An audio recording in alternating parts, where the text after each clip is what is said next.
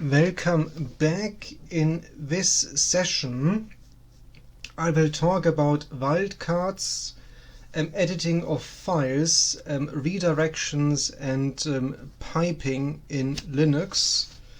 And then finally, in the next session, we move into networks. Now, wildcards, we actually already used them before. So if you remember, using the touch command to create files and then using the name of files. So for instance, I just call this now file_new, and then using the curly brackets is already the use of wildcards. These curly brackets basically gives you OR options. So anything you put into the curly brackets would be viewed as OR.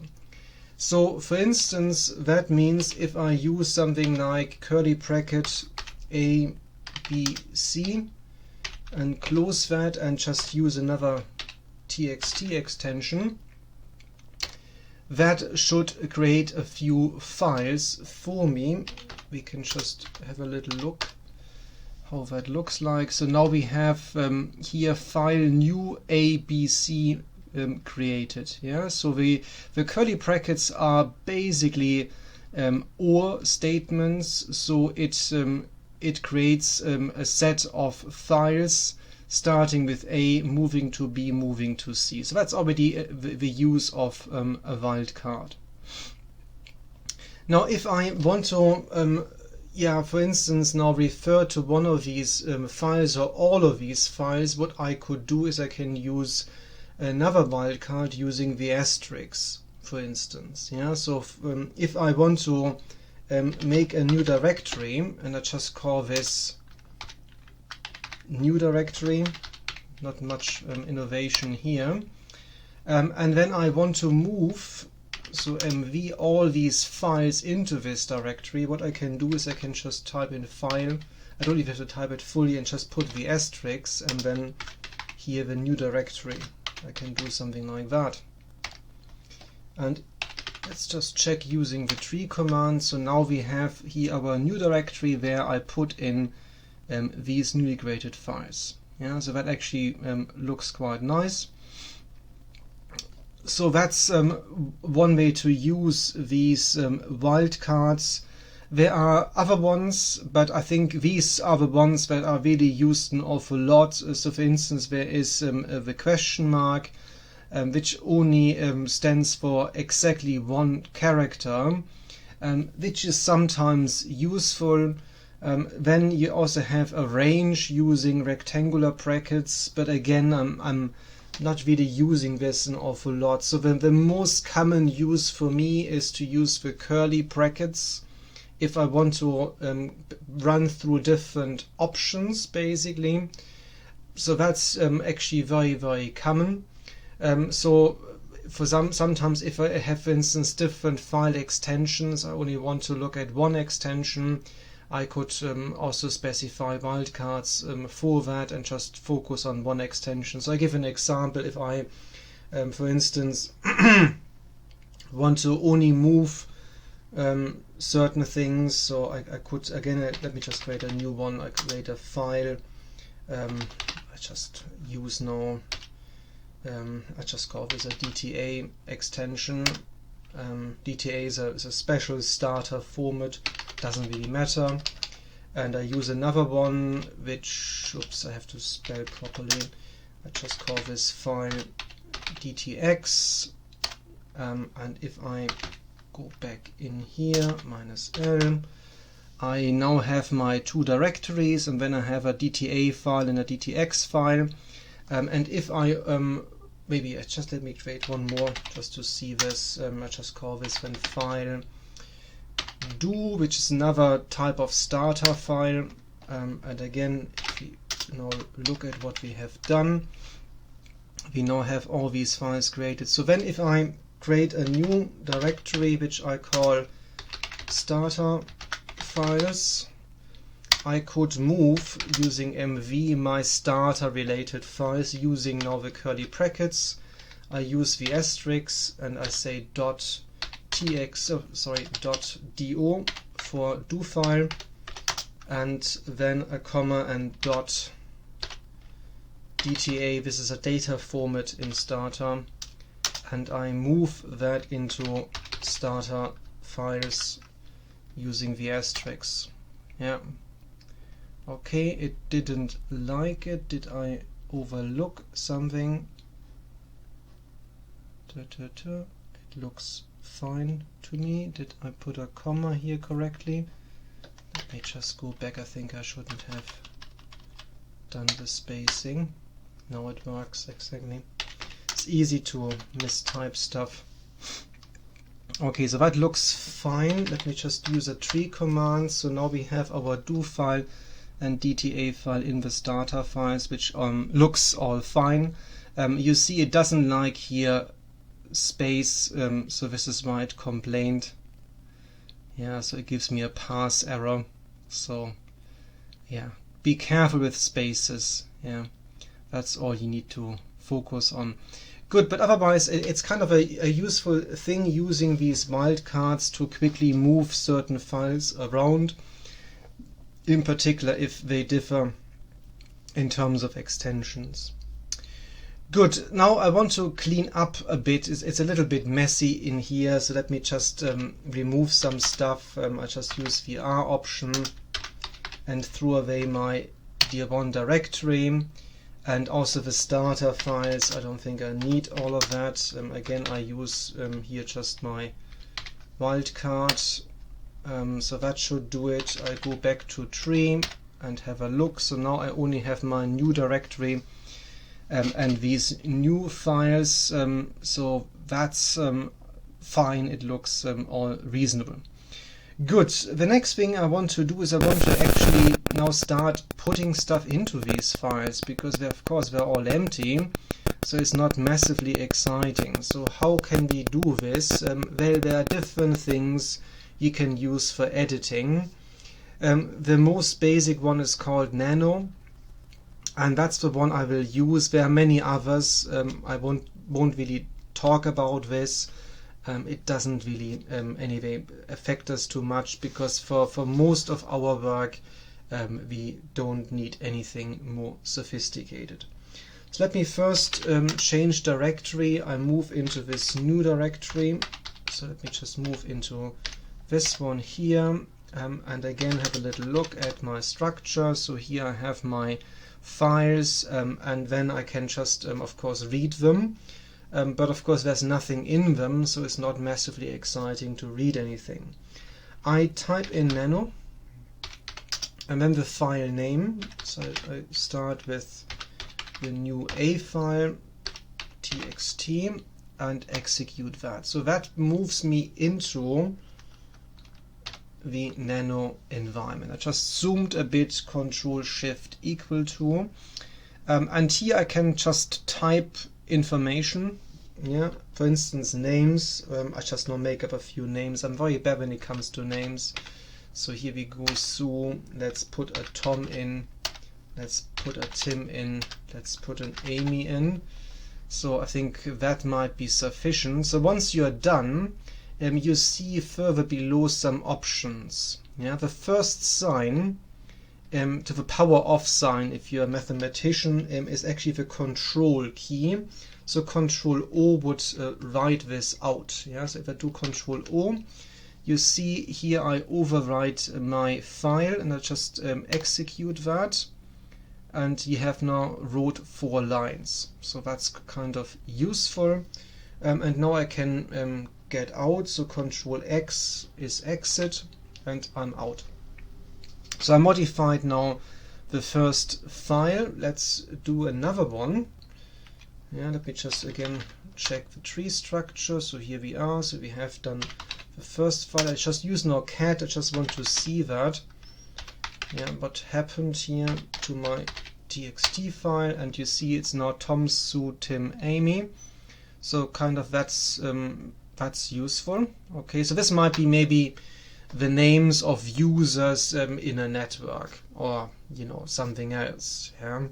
Or potential targets for an attack, shall we say. Okay, I do one more. So I put now into my file underscore new b.ttx. So I go into the next one, and I also might put in some names here. Now I'm really running out of ideas. I don't know, some Jerry, and I don't know. You see, when it comes to numbers, I'm great, but names, I'm just say David. David is easy, that's fine, enough. Okay, again, I save it, so Control O, I execute that, Control X, I'm out. Okay, we do one more. So I just go into this one here, modify this, and go for C. And in here, again, I have to be Terry, and that's it. I have no motivation now. Let's get out of here and execute that. Okay. Good. And now, hopefully, when we start reading these files, we should be able to see these names. I just try now the last one, the C one. So that works. That looks all reasonable. Yeah, so that's quite good. Okay, so now we have done this. We edited some files. We stored some information in them.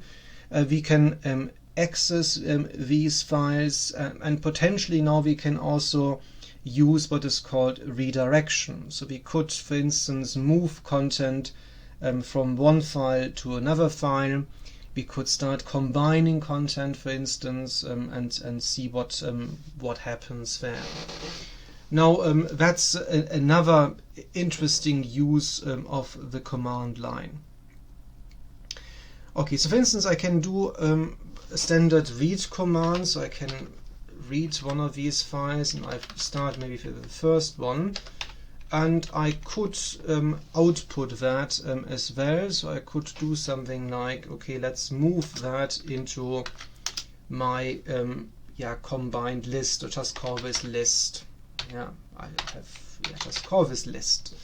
So I just call this list, and I leave it in the same directory. So I move that into a list, and let's see what happens. And what I can now do the following. I do cat list txt, and we have it now stored in here.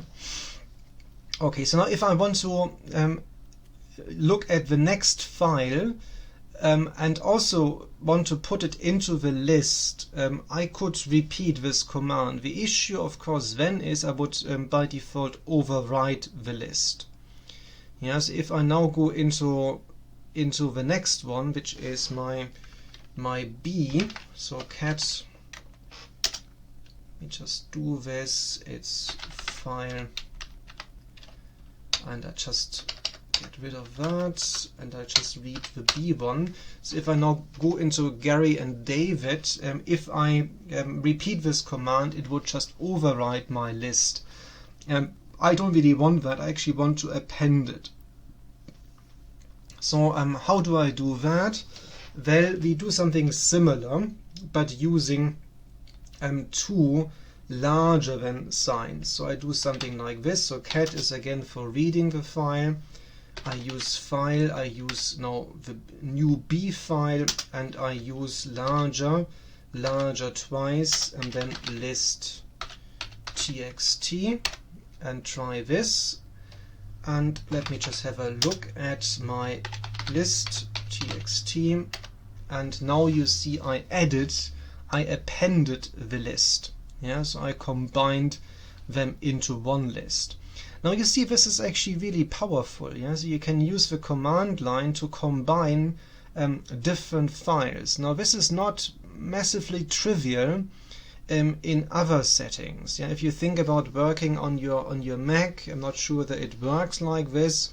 Certainly when I work in Windows, I would be now very tempted to do what I just did now in a Python script. Yeah? So of course in Python I can do exactly that without much of a problem. I can read files line by line, would add these different entries into maybe a list, and then I output the list into another file. So that's quite fine to do, but I would need to write a little script for this.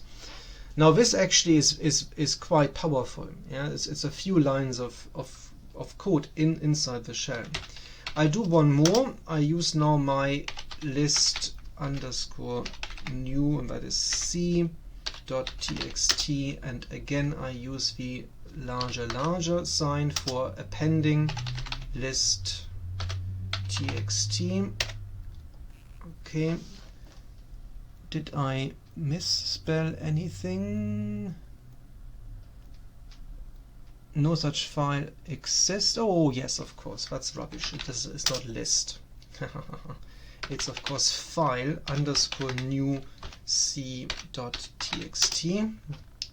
So that makes sense, and moving it to list txt. Here we are. Good, so let's have another look at my list. I just use now a wildcard and it would also work, and we have now Terry also added. So we have now the full list of people, and you see now redirection in action, moving content from one file to another file in this particular case, and then appending a file, adding things to a file using the append symbol. So that is actually really useful, really powerful. Good, so now we have done quite a lot of work. So we have moved it all into a list. If you just use the tree command, we now have everything stored in the separate files in the list file.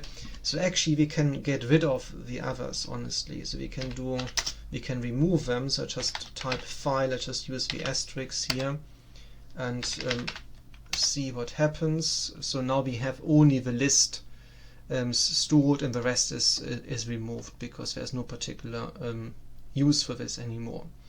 So that's kind of quite neat, quite nice.